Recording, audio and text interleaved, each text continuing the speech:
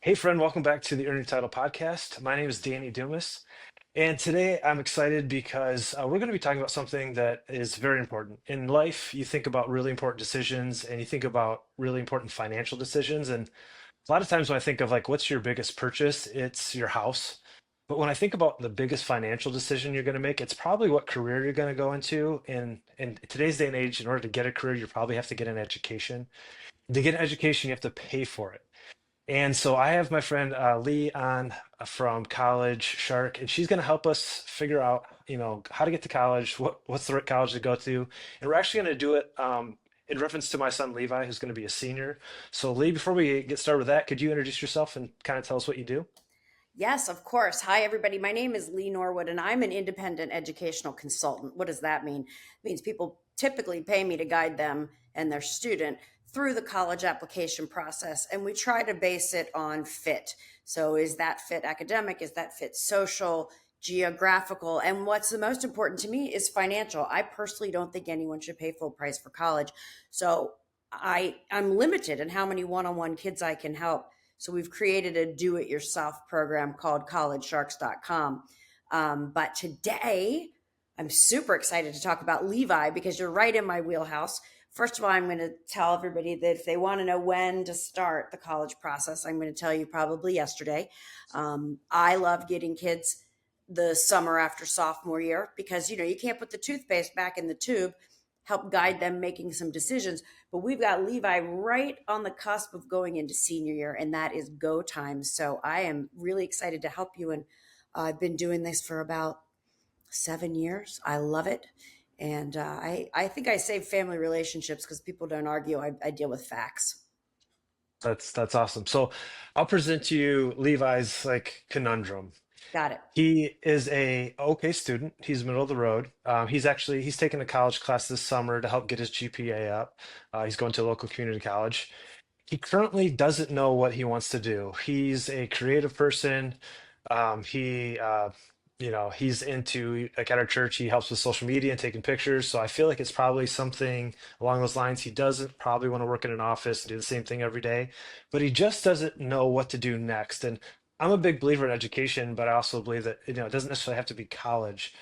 How do you help me figure out what's the best method of getting like what's the next thing next fall when he's thinking about college? And I think he'll go to college, but I don't want to spend a lot of money if he doesn't know what it is. So how do you guide someone when they just don't know what to do to figure out what the next, the cheapest way to figure that out? Okay. There's a lot to unpack there. First of all, I'll tell you that C's get degrees, so it's fine that he's an okay student. There's a place for everybody. We've got over 3,000 four-year universities. I'm a huge fan of college, but my son wasn't, so he joined the Marine Corps. So I have one student in my family, my daughter, who went to undergrad at NC State, go Wolfpack, and then graduate school at NYU and then over to France. So I've got this explosion of wow, take advantage of learning. And then I've Right. got my son who equally smart, just as college wasn't for him, and serving Yeah. in the military is really his wheelhouse. He likes it. Again, he wants to be outside and do things with his hands. He's a mortarman, so super proud of him. I don't think any 17-year-old knows what they want to be when they grow up. I'm 50 something and I didn't figure it out until like a year ago. So take that pressure off. I often ask kids, why are you going to college? And a lot of times the answer is because that's what we're supposed to do next. Right. Their frontal lobe hasn't closed, especially because you have a boy. Right. So it's okay that he doesn't know, but he also doesn't know what he doesn't know. So what Right. I'm going to share with you is you need to get your son on some local college campuses in August. He needs to Yeah. go feel the vibe, see the kids. Don't go when there's nobody on campus. It's boring. Um, Right. but kids start coming in August to colleges, and you don't need to travel all over the country, but if you could go to a couple schools that are within 2 or 3 hours of you and just show him some differences, maybe a city school, maybe a school with a lot of green space, maybe a more creative school, then he can come back and I can ask him those questions of what did you like? Do you want to see palm trees or pine trees when you look out your Right. window? All of those different kinds of things. As far as knowing what he wants to study, there are wonderful exploratory programs where they all speak to NC State specifically because I know it inside and out. But these kids live in dorms together for the first 2 years. They meet with their counselor once a week. They are exposed to everything: agriculture, engineering, business classes, while they're getting their basic core credits. And they are meeting with that counselor constantly. So they're figuring out what they want to be, what excites them as they're maturing. Right. That's logical. For someone going into college, do you think the mindset should be, this is the job I want to get, and then looking at, or maybe not the job's not the right word, but like the industry I want to be in, and then looking at the degree as the secondary thing, like that's going to get me here? Because I know personally, I have some friends that they just got a degree because that's what they're supposed to do, and they didn't think about the investment on the other end. Like, oh, that's cool, you got a, let's call it a $60,000 degree, but you got it for a $30,000 a year career. How do you see that balance of, this is the kind of work I want to do versus the kind of education I get? So I think that's a great question. And there's a lot of things called fit to major. There are interesting tests that your son could take, activities. One is called the Highlands Battery. And the other was called a Berkman assessment. That's kind of cool because then they're like, hey, because you said your son was creative, like here's your creativity. Here's how you did on this assessment. And here are some careers that might fit well for you. Here is the bandwidth of pay for those careers, and here are the majors that will get you there. So for someone who's really directed and wants to go in that direction and have a plan and see 4 years out, I think doing one of those strengths assessments is awesome. I also Cool. think that everybody changes their major pretty much. And so if you're not sure, I love your big state schools. It's always most likely going to be your least expensive. And big state universities offer incredibly great educations, and they have the bandwidth to have a number of different majors so your student can change their mind and change their major as they mature into what they want to do. But I think teaching is one of the things that, you spend all this money to get a degree and then you come out with a teaching degree. And if, depending on where you live in the country, you might not be making enough money. I think that's sad and disappointing. Yeah. Um, Yeah. I've got members of my family are teachers. I think the futures for teachers, at least in elementary, would be like the journeyman program, like an electrician, where you don't necessarily start in college. You start at a school as a teacher's aide, and then on the summers you take summer classes because something has to change. I have to spend 80 grand, and then to work at a city, which maybe you love doing, but you're only making 40. That's a tough one in the education space for sure. Yeah, and what do you need a degree to do? Well, some big companies, like I say, the pharmaceutical industry, you just need to have a college degree to even get through to interview, right? So Right. if you think you want to go into some sort of sales at that level, and that is a barrier to entry, is getting a degree, then you can get a business or a marketing degree. If you think you want to be an entrepreneur, you guys always have to remember that Bill Gates, or who was it? Who's the Facebook guy? He got into Mark Harvard, Zuckerberg. right? Yeah. He got in, and Right. then he dropped out. So you can't say Right. he didn't need college, because what happened in that incubator space at Harvard turned him into who he is now. For Um, sure. I think there's some changes. There's a school called C-Tech here in North Carolina, super cool school. You end up getting out of high school with an AA degree, an associate's degree, and Right. you can take pathways like construction. So I think it's important for you to do your work and find out what is offered locally and close and around you for those types of things. But what you have to have a degree to be a doctor. You have to have a degree to be an Right. accountant. You have to have degrees to be a lawyer. So political science, there's no better place to get your education than at a college. And you're going to need that if you want to move into politics or anything like that. So Right. I love starting with the end in mind, but I really think it's hard for a 17-year-old to have the Right. end in mind.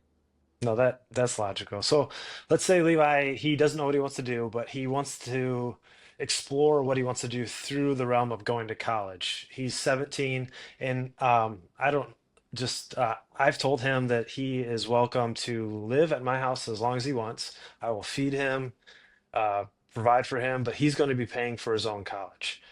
That's just I did that. I don't really have the money to do that for him, so he's aware of that.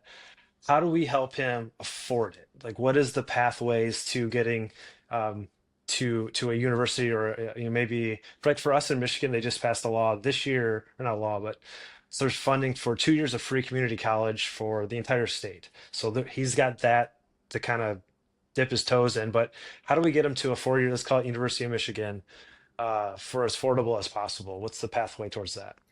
All right, so there's a few pathways. The 2 year community college pathway is always going to be the least expensive. You just need to make sure that the whole time you're in that 2 years of your community college, you're working with the transfer specialist Right, because you need to be taking classes that are going to transfer to Michigan or to your in state right, school. And don't think that because you did 2 years in Michigan for free, California is going to take all those classes. So there are right. little hiccups you just want to watch. But really, that's a great way to gain some maturity, get your basic classes, do that 2 year um, community college stretch. You're going to miss that freshman year experience. If your Right. kid is the kind of kid who you think wants to have that live away from home freshman year experience, make the friends of your life, then that is not going to be your best direction. So then we need to look at your in state schools. You paid taxes, they're going to have the lowest tuition. Whether you live on campus or not, that room and board piece you can mitigate. And then I always tell kids they can be resident assistants, which means you're in charge of a hallway of kids usually 1 year younger than you, and you get your free room and board. So there's Mhm. lots of ways around it. Let's just take Levi off the table.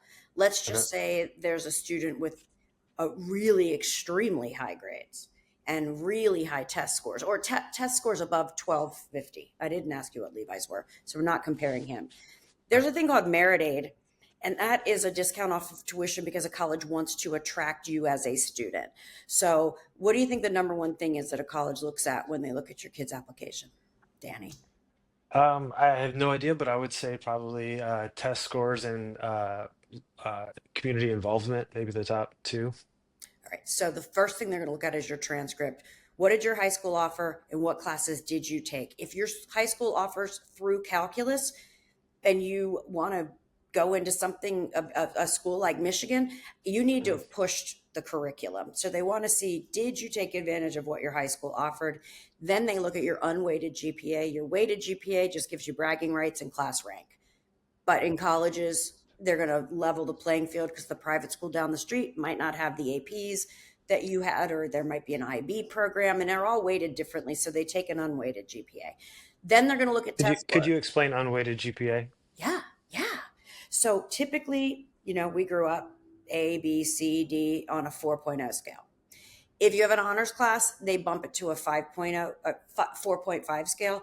And if you have an AP, advanced placement class, that's on a 5.0 scale. So when you're going, oh my gosh, how the heck does somebody get a 4.6? How does that work? Right. Well, it's weighted because it's a college level class.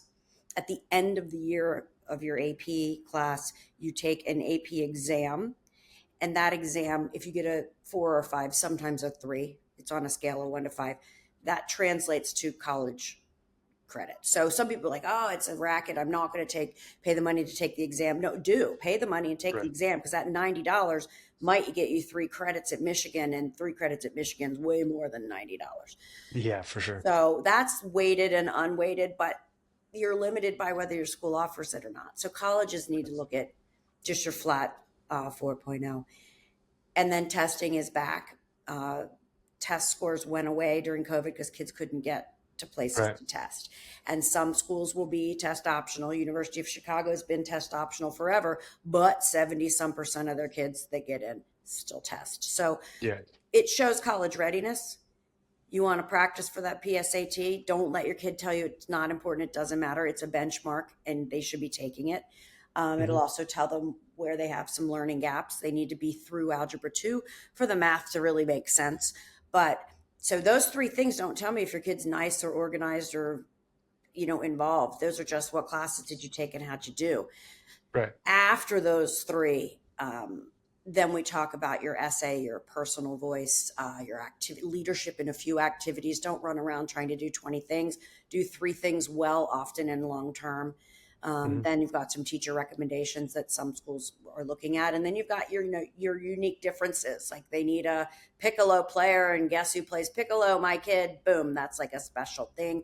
Or Florida's looking for kids from Michigan this year, so that gives Gotcha. you an edge. But um, if you can get merit aid, it's the largest amount of money off of the cost of tuition you can get anywhere. So don't go chasing $500 scholarships. Kick butt in school, do those 7 things I just told you, do them Gotcha. well, present it well in your application, and there's a good chance you're going to get offered a discount off tuition. Does that make sense? Yeah, very. I've got a question with the essay. And where do you see that going as far as future proofing with AI? Because like all Levi's friends, they all are currently using AI for just about everything.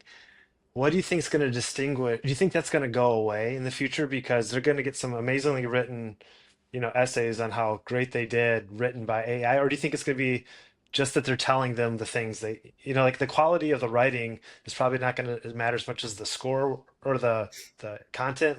How do you see that?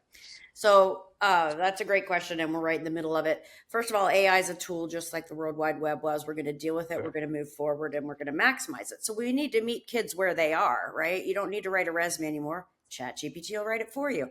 So we meet them where they are, and we know they're using it as a tool. But it is not personal. It's just like trying to get advice from a computer. They're missing those subtle nuances. So your 17-year-old voice needs to come through. It needs to feel personal. And you're trying to show colleges a number of different things about you. Are you intellectually curious? Do you have a lot of grit? Are you never going to give up? All of those different things through the essay. However, semicolon, continue. Some schools are giving an option for a 3-minute video. Oh, that's That's read that's by. all. Like for Levi, that would be amazing Yeah. because he'll talk So to anybody at any time at any moment, and he's good at it. right on. Um, So, like, are they going to yeah, judge you on punctuation and all that? Not as much anymore because they all know that you have Grammarly. right, Um, they're going to run it through an AI detector to make sure. And if it's bullshit, they're going to right, smell bullshit. It's just, yeah, we know. I can read an essay and tell if a parent wrote it, especially if there's two spaces after the period. But right, we know 17-year-olds write a certain way. Now, 17-year-olds who want to go to Princeton, Yale, and Harvard, you could smell them coming. They're a different kid right. and they write a certain way. But for the majority of all of our relatively normal, just great kids across the United States, a 17-year-old voice sounds like a 17-year-old's voice. And Right. so we're gonna smell the difference there. Let me ask you this, and I have no idea if this is a thing. Is there any place for actual in-person trying to make contact with someone from the college you want to go to, like actually old school networking where I went for the tour and I asked to speak to the admissions person and just physically, old school politician, press the flesh and hey, I'm Levi, I'm going to submit it. Like, is there any room for that to actually physically go and do that? Yeah, 100%. You don't get what you don't ask for. Other people Gotcha. who do what I do will give you a different answer. I think you use everything you've got. And if Levi's got a great personality, every school has a rep. Usually the reps for bigger schools are broken down into areas of the country. Their job is to know the high schools in that area. So you're going to want to find the rep for Michigan for whatever school. Let's say he's looking at, going to Ohio State. Oh gosh, that's a bad example. Yeah, he would never go there. We disown him. I know, I'm just joking. gosh, that's just the Maybe wrong I'm just school for kind me of to I'm say. kind of joking. Damn, that's a big rivalry. That's like Auburn It is and Alabama. Alabama. My All right, let's grandpa say he played wants to football go to for Alabama. Auburn. There Yeah, will my be an grandpa played football Alabama. for Alabama. He couldn't go, or for Auburn. He couldn't go to Alabama either. Okay, damn. Well, anyway, let's say he's Yeah. going to go to Elon in North Carolina, Okay. small school. That's where I went. You can't say anything bad. Um, there's a rep for Michigan, and that rep is who we want Eli to reach out to if he has any questions. Not ones that he can find on the website, but questions, some of the questions like you're asking. It's called demonstrating interest. Some big schools don't have the bandwidth to check on that, but Right. if you go to a tour, you need to sign in. That shows you're demonstrating interest. I'm going to pick a kid who's visited and asked me questions over a kid who maybe look more qualified because in the business realm of that, Right. The kid who's been there knows they love it. So I get a better chance of a yes. And that's called yield protection. So I also always encourage, and specifically at private schools, that you ask to meet maybe a teacher or sit in on a class that you're interested in or have an interview. Some schools will let you have interviews, some won't, but you get nothing if you don't try. Awesome.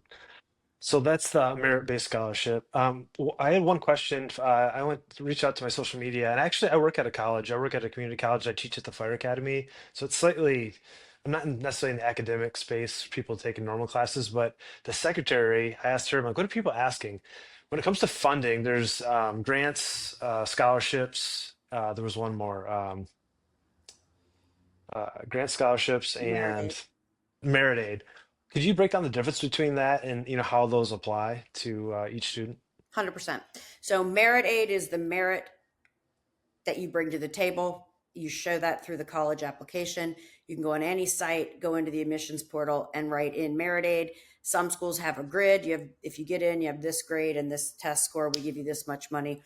Other schools, it's way more esoteric. That's merit aid. That's bigger money. Grants and things like that. The proxy for that is the FAFSA, which is the free application for federal student aid. You're going to want to fill that out. Don't feel like you're giving away your information. They already know everything about you Yeah, anyway. they do.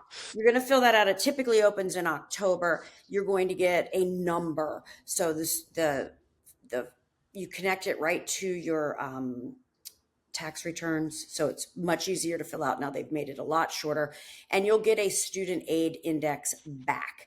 That student aid index, the government looks at it and decides if you're Pell eligible or not. So Pell eligibility is a certain income level. I think it's about $7,000. If you're Pell eligible, that means you have a high level of need. And a school like Harvard is going to, if you can get in, is going to cover the majority of your tuition because they meet 100% of need. So, but if you're not Pell eligible, you still have that number, that student aid index. So here's an example, and don't hold me to the specifics, but if your Right. student aid index is, say, 30,000 and you're like, man, I can't afford 30,000. Well, so what? That's what the government says you can afford. And you want to go to a school that's 40,000, that gap is $10,000, and different schools cover different percentages of that gap. And that's called need-based aid. And that can come in the form of grants or scholarships. If you fill out the FAFSA, the free application for federal student aid for your student, they can also potentially be eligible for 2 loans in their name. This just changed. So Right. we're talking right now in July of 2025. Some things are just changing, but prior to yesterday, it Right. was The big beautiful 5,500. bill is unknown as we speak. Yeah, $5,500. One of them subsidized, one of them's not, which means one of them the government pays the interest, the other one they don't. But these are low interest loans that your student takes out in their name. Thank you so Okay. much for doing the FAFSA. Here's $5,500. Kids can cover that in the summer. Go work your butt off. Right. Now you're building credit. And then there's also work study. The kid still gets paid, but the government subsidizes the salaries. So those are always the best jobs on campus. So That makes sense? yeah. So let me just make sure I'll put it in my words. FAFSA is something me and Levi will fill out in October of this year for 2026 going into college, correct? Yep. And you're going to use 2024 income. Okay, so the year prior, that makes sense. But my last tax return, based on the number they give me, when they give me a number, they're saying we think you can pay for $30,000 worth of education. If I made, if I was below the poverty level, that would number would probably be zero. Is that Yeah. Or it safe to might say? be 5,000. Okay, something. And then when I apply to a college, let's call it University of Michigan, and they're saying yearly it's $40,000. I should be able to pay for 30, but there's that 10 that's in the middle that would where I'd be eligible for grant scholarships and other things. That's how they determine need for That's where that. you're going to be qualified for need-based aid. Okay, Like I know need-based the aid. University of Maryland, it covers 57% of a gap. I could look up and tell you what it's all public information. It's just that you got to go find it. And I have it in the Gotcha. chart. But Is there, oh, go ahead. no, most of the highly selective schools, meaning, Ivy or bust, they meet 100% of aid. So I always say in America, if you're broke and brilliant, you're in the best place you can be. If you're rich and can afford it, you're in the second best place you can be. And if you're middle class, like most of us, you're screwed. I mean, Where they just don't make when it. filling out the FAFSA, is there, can you do it better? Like, is there like, or is it just a straightforward numbers? Like, these are the numbers. Like, for instance, like, I don't know, do demographics play into it? My wife is Chilean, my kids, they have dual citizenship. Like, does that go into, minority status or things along those lines? Can you do it wrong? Like, is it better to, You can't do like, the what's on that FAFSA form? wrong. Okay, it's very They straightforward. they Just took answer the questions. all ethnicity out of the application. So I'm Okay, going to ask your son when he writes his essay somewhere in there, he needs to share that somehow gotcha. because they Okay, can't unhear it. But there's no more boxes to check. Now, first generation is different. good. And if you went to community college, but not a 4 year university, your kid is still considered first generation. Those kids, they look at a little bit different because they understand that they're not coming from a knowledge base of, years and years of family who went to college. Right. So, like for my son, because I went to community college, he would still qualify as first generation to go to a 4-year university. I would say, I'm going to say Because 90% of the my time, parents went to university, but they didn't graduate. So that's fine too. that.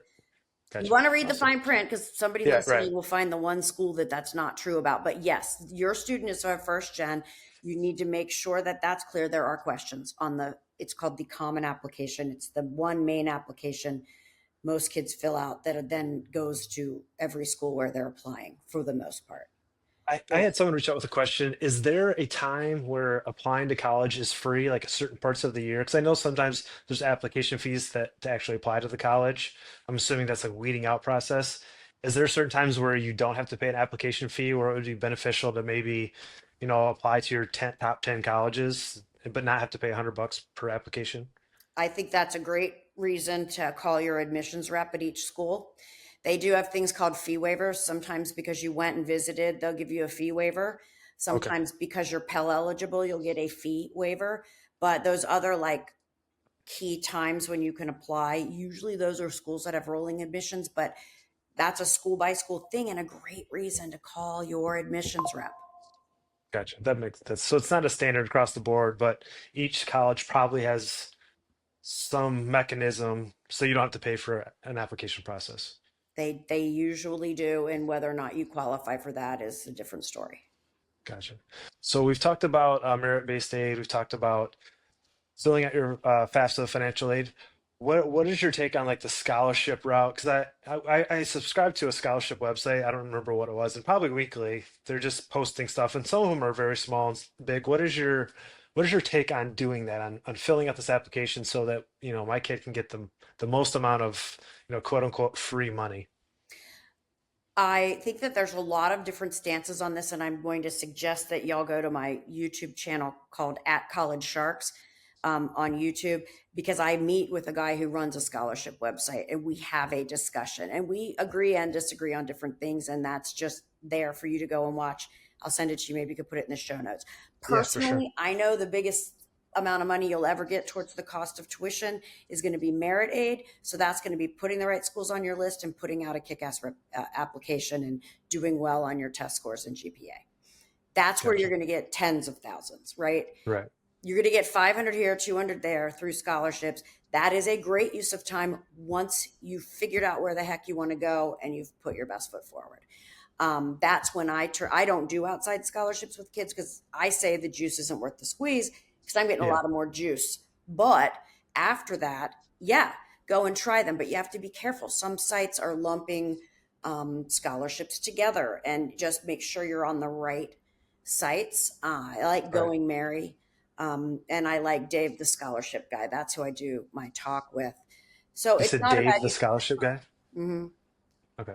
Other places are grabbing your info and selling it and not doing their due diligence. Also, every one of you has a state government, and I don't know if they're congressmen, but senators that are in your local government, Right. they all have some money. So call their office, ask them for their application, and you can get $500 to $2,000 in Maryland. So That's good money. And that's Yeah, usually if you go to an in-state school, they're trying to support you. So there, I just saved you 2 grand a year probably. that's awesome. Where I've got a question. So like say we'll go back to Levi. Say he does 2 years of community college that he doesn't have to pay for. How would merit-based scholarship affect him, on his third year when he's transferring to a university that's going to cost him? Because, is it still only his high school GPA, or does the 2 years of college, where does merit go with that when you've done 2 years of college? Now you're trying to get into the bigger universities. Yeah, you'll have an application that you have to fill out, and they'll still look at that. They'll still look at high school? No, they'll look at whatever they're asking you in their transfer application. Okay. They will also consider you for merit aid. Yeah, so say you were a C student in high school, but you got to college and you liked what you're studying, so you actually did better. That could be a way to get merit-based aid, where maybe coming out of high school, it wasn't going to happen for you. You just couldn't get the grades up to where they needed to be. You could kill it at community college and maybe, get that a bigger number going into And you're a probably going to university. get more departmental scholarships at that point, right? Because you've done your gen ed. So Right. you did some great research and did some great stuff during community college. And so, yeah, that physics degree comes with these departmental scholarships that you can apply for because you're a little further down the road there. But yes, Gotcha. That's encouraging. Um, Let me ask you some of the questions that I can't remember off the top of my head. Um,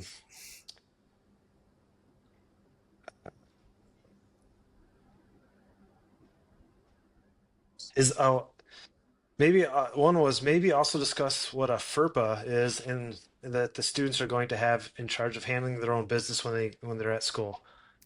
What's awesome. FERPA? Do you know? So Is FERPA is that a good kind of like question? I HIPAA. don't know what FERPA is, so I don't know exactly what it stands for. Y'all can Google that. But the bottom line is it's your rights for other people to see your stuff after you're 18. okay. So I always tell my kids waive your FERPA rights on your teacher recs because that means you're willing to have them sent without you reading them, which then the college thinks, okay, good, this is a more realistic. Your other FERPA and HIPAA is going to come later. I listen, whether you pay for Levi or not, I want you to Right. have access to his grades. When parents tell me, "Oh, they didn't give me access to my portal," that's crap. Yeah. You're their support system. But your 18-year-old needs to give you that access. So Right. that's a FERPA thing. And then as soon as they're 18, if they go to the hospital, you can't help them. So that's HIPAA, and you need to have Okay. some legal forms filled out. I send all my people. We get a discount from just put in College Sharks, Mama Bear legal forms, um, Okay. because my 24-year-old just went to the hospital in New York, and the first thing I said was, before you get loopy and go into surgery, you need to make sure I am on your notification list because now you're an Right. adult and I can't help you if I'm just calling. So yeah, Yeah. it's No, your that makes rights. sense. Um, do you have a way to help parents and kids to determine whether in-state, out-of-state, on campus, off campus? Is there a matrix that, of thought process to go through just to try to, is it worth it to go out of state because this school is known for this, but it's going to cost me an extra 10 grand? How do you help a parent and a child work through that? So when you work with me one on one, I have software that pulls all of that data. They're pulling it from something called the common data set. So can you do it alone? Absolutely. You just have to do your own digging. Um, you need to go and look at that for yourself. Every website discloses all of that information, and you can go to the common data set, especially if you're a data head, and figure it out. If not, it's a lot of numbers, but they'll share with you tuition, room and board, percent, like number, average merit aid given, in the percentage of kids it's given to.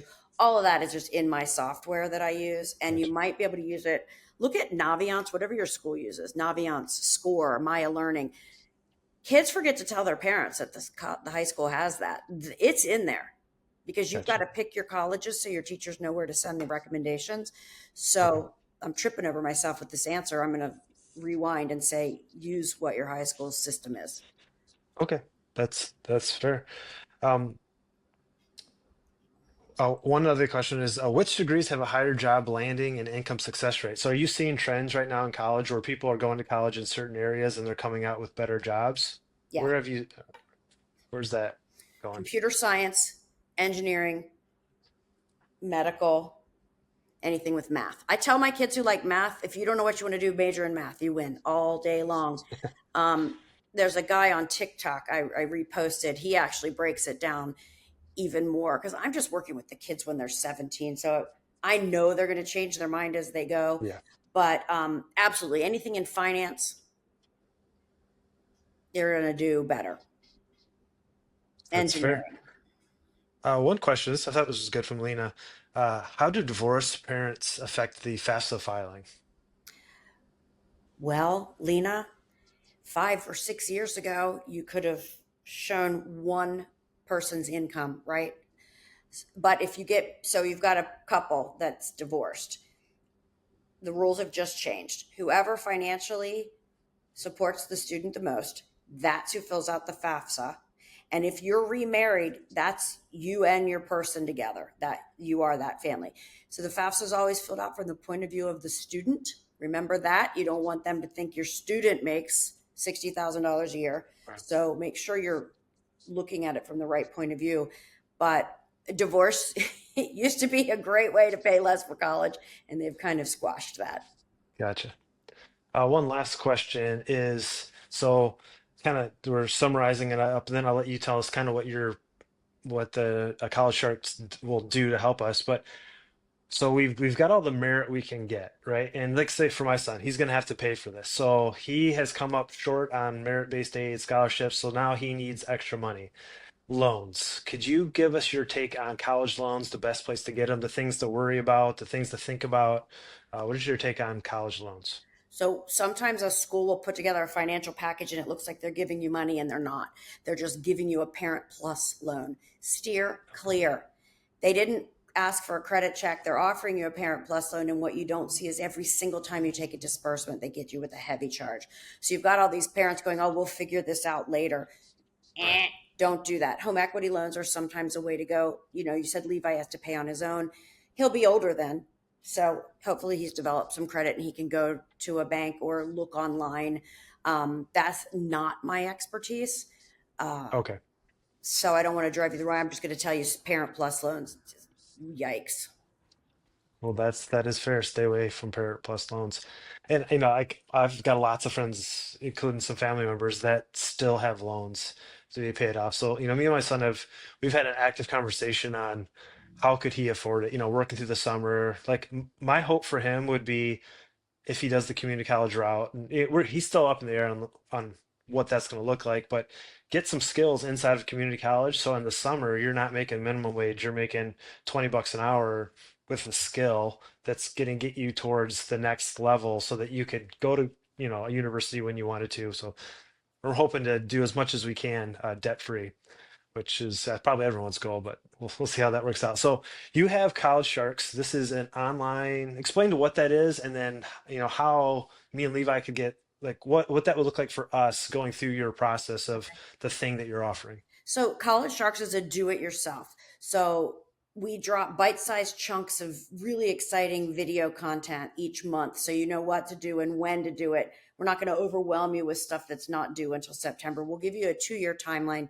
We have a junior and a senior year monthly platform. For you guys, you're going to want to do the summer sprint, which I'm just going to put you into after we talk today, which is going to get Levi up and ready to then join our monthly. So it's do it yourself. It has a workbook. The workbook will become your application by the end of it. And then we have a parent College Sharks group. So you get any of your questions answered in 24 hours. And we do a quarterly live where you can ask questions and we tell you where you need to be right now. It's called a roundup. So Okay. basically, why did I do this? Well, A, I have to duplicate myself because I can only manage so many one-on-one. And B, the sideline banter that parents say back and forth, like just on the lacrosse field, is so wrong that I wanted people to have a place where they were getting the facts and the Right. real deal. So much information that other parents give to other parents because they had one kid go through uh, isn't right. Oh, that's and I can appreciate that. Yeah, so it's The collegesharks.com and you just go to the free trial. Check it out for okay. 14 days. If you like our style and you think you can learn from it, rock on. If Awesome. not, that's okay. At least you got to look in there and see some things and download the workbook, and that's free.